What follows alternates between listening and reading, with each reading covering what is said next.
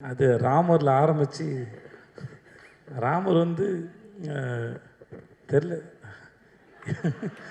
ஐயோ பாவம் புள்ள பூச்சி இந்த மனுஷன்ட்ட மாட்டிகிட்டு இருக்கா அப்படின்னு நினச்சேன்.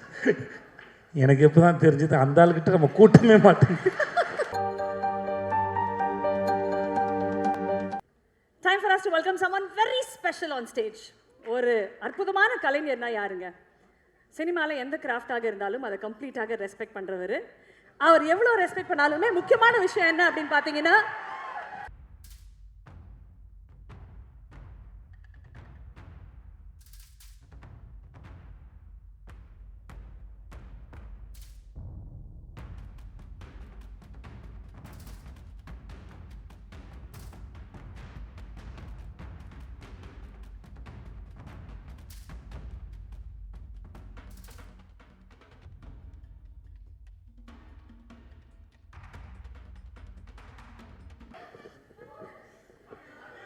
ஐ லவ் யூ உங்கள் அன்புக்கு ரொம்ப நன்றி. இங்கே வந்திருக்க எல்லாருக்கும் என்னுடைய வணக்கம். முக்கியமாக விக்ரனன் ரொம்ப நல்லா பேசுனீங்க, நிஜமாக ரொம்ப நல்லா பேசுனீங்க. மென்டார் வெற்றிமாறன் போட்டுனேன். நான் படத்துக்கு மட்டும் தான் நினச்சேன், மேடை பேச்சுக்கும் அவர் தான் மென்டார்னு எனக்கு தெரியாது. உட்காருங்க, அவர் விட்டதெல்லாம் இவர் எடுத்து கொடுத்துட்ருக்காரு. நீங்கள் ரொம்ப நல்ல மென்டார் சார்.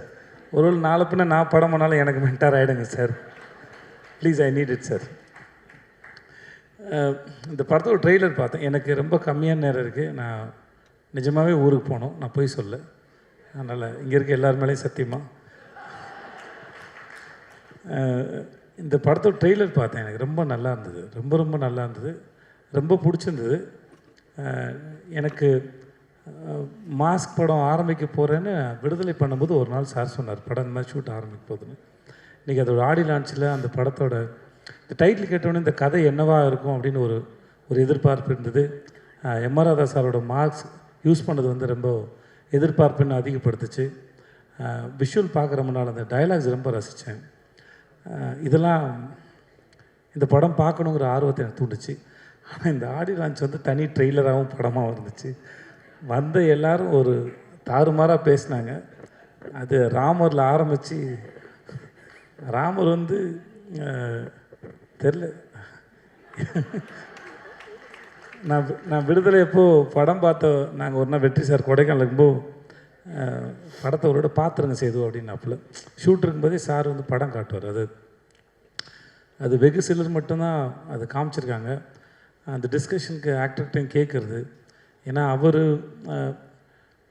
அந்த படத்தில் எவ்வளோ சிந்தித்து அந்த படத்தை இயக்கியிருப்பார், இல்லை வேலை செஞ்சுருப்பான்னு எனக்கு நல்லா தெரியும். அதையும் தாண்டி படத்தில் வேலை பார்த்த எனக்கு அது மேலே ஏதாவது கருத்து இருக்கா, ஏதாவது சொல்கிறதுக்கு இருக்கா? நான் என்ன நினைக்கிறேன், இந்த நம்ம விக்ரமன் சொன்ன மாதிரி தான் ரொம்ப டெமோக்ராட்டிக்கான ஒரு மனுஷன். நான் பார்த்த வரைக்கும் ரெண்டு முகம் கிடையாது அவர்கிட்ட, எந்த மாஸ்க்கும் இல்லை. அவர் மேடையில் பேசுகிற இல்லை தனியாக அறையில் பேசினாலும் சரி, எப்போ பேசினாலும் எனக்கு தெரிஞ்சு ஒரே ஒரு வெற்றிமாறன் தான் இருக்கார். ஸோ அவர்கிட்ட சுத்தமாக மாஸ்கே இல்லாத ஒரு மனுஷன். ஸோ அவர்கிட்ட ஒரு விஷயத்தை பகிர்ந்துக்கும் போது என்னடா இது கூட ஒருத்தன் தெரியலையே அப்படிங்கிற மாதிரி இருக்காது. தனக்கு தெரிஞ்ச எதுவாக இருந்தாலும் சக மனுஷன்கிட்ட பகிர்ந்துக்கிறதுல, சமமாக நடத்துறதுல ஒன் ஆஃப் த பெஸ்ட். ரொம்ப நன்றி, நீங்கள் மாதிரி ஒரு ஆளாக இருக்கிறதுக்கு ரொம்ப நன்றி sir. I learn so much from you. So அப்போது அந்த சமயத்தில் இந்த ராமருங்க ஒரு ஆளை பார்க்கும்போது ஐயோ பாவம் புள்ள பூச்சி இந்த மனுஷன்ட்ட மாட்டிகிட்டு இருக்கா அப்படின்னு நினச்சேன். எனக்கு எப்போ தான் தெரிஞ்சது அந்த ஆளுக்கிட்ட நம்ம கூட்டமே மாட்டேங்குது.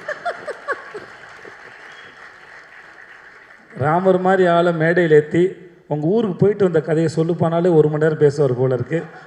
நம்மளாம் உட்காந்து ஜாலியாக கேட்கலாம். ஸோ ராமர் பேசினா இருக்கட்டும், நம்ம கிங்ஸ்லி பேசினா இருக்கட்டும், சுப்பிரமணிய சிவா சார் பேசினா இருக்கட்டும், எல்லாருமே ரொம்ப நல்லா பேசினாங்க. ஏதோ சின்ன வயசில் திருவிழாவில் போயிட்டு ஆடல் பாடல் நிகழ்ச்சி பார்த்தா மாதிரியே இருந்துச்சு எனக்கு.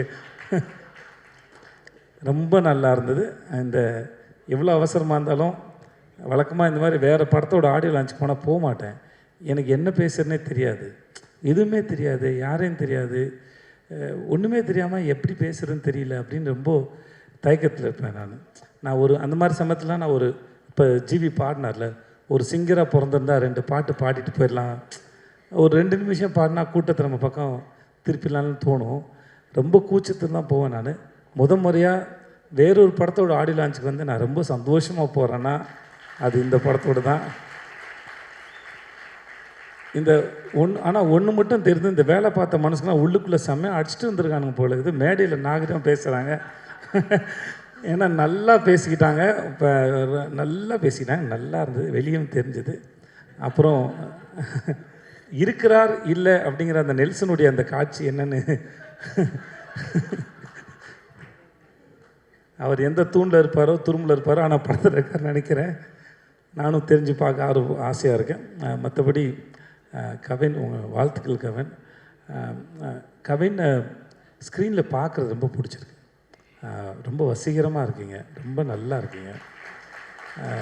உண்மையாகவே ரொம்ப சிலரோட பார்க்கும்போது பிடிக்கும், ஸ்க்ரீனில் பார்க்கும்போது அந்த தனிநபராக பிடிச்சிருக்கு. நம்ம இவர் தான் சொன்னாருங்க, நம்ம நெல்சன் சொன்ன மாதிரி இன்றைக்கி நம்ம டிஃப்ரெண்ட் ஸ்கிரிப்டை சூஸ் பண்ணும்போது முன்ன பின்ன அடி வாங்கலாம், ஆனால் இதுதான் ப்ராக்டிஸ் பின்னாடி இருக்கிறதுக்கு. ஏன்னா எப்பயுமே வந்து வண்டி மேலே ஏறிட்டே இருக்காது, வண்டி ஒரு நாள் வந்து கீழே இறங்கும்.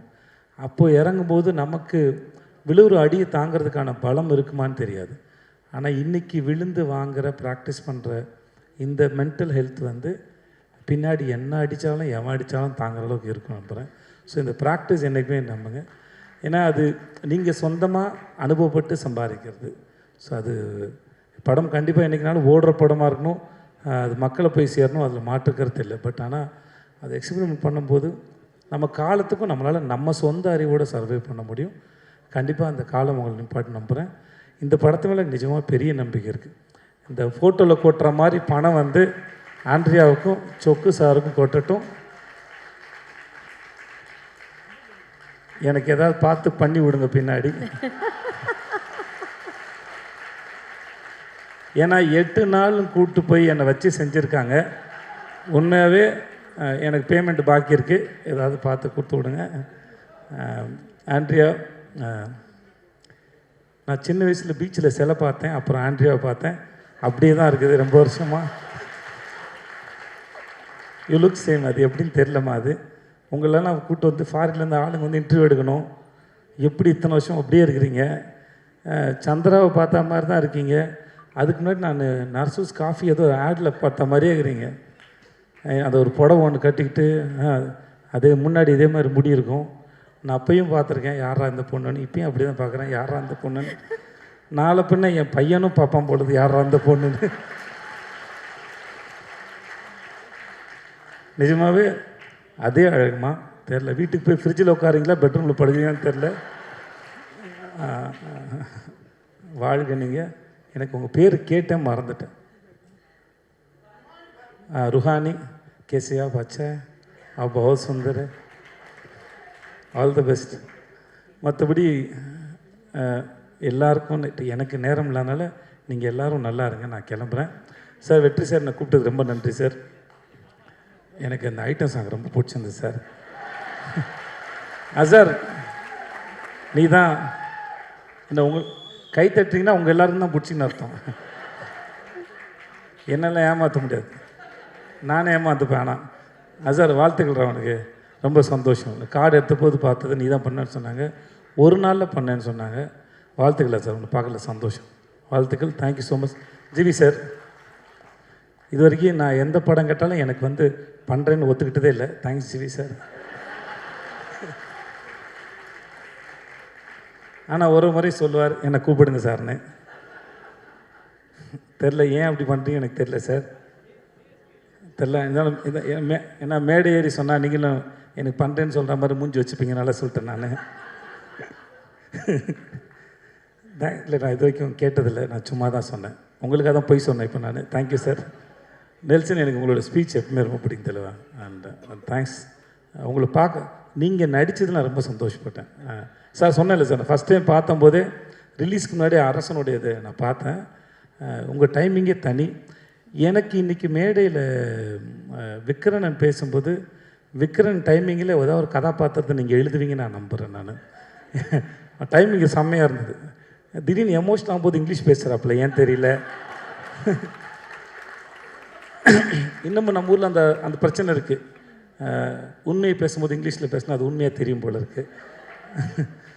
ஆனாலும் அந்த ஃபார்முலா ரொம்ப நல்லா இருக்குது. யார் நான் வேறு சொன்னேன்னா? நான் அவர்கிட்ட சொல்லியிருக்கேன், இங்கிலீஷில் பேசினா வேலை செய்ய மாட்டேன்னு சொல்லியிருக்கேன் நான்.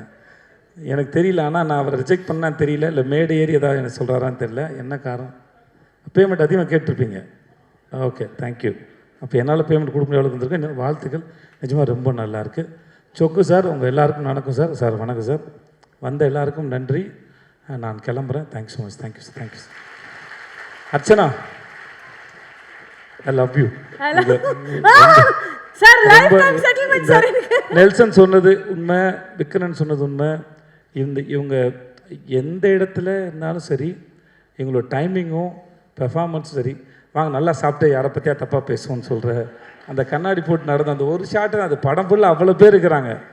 அதுவும் யுவர் கிரேட். நீங்கள் நாங்கள் கேட்டுக்கிட்ட மாதிரி நீங்கள் நிறைய படம் பண்ணுங்கள், ப்ளீஸ் பண்ணுங்கள். Thanks so much. Thank you so much sir. Thank you. Thank you sir.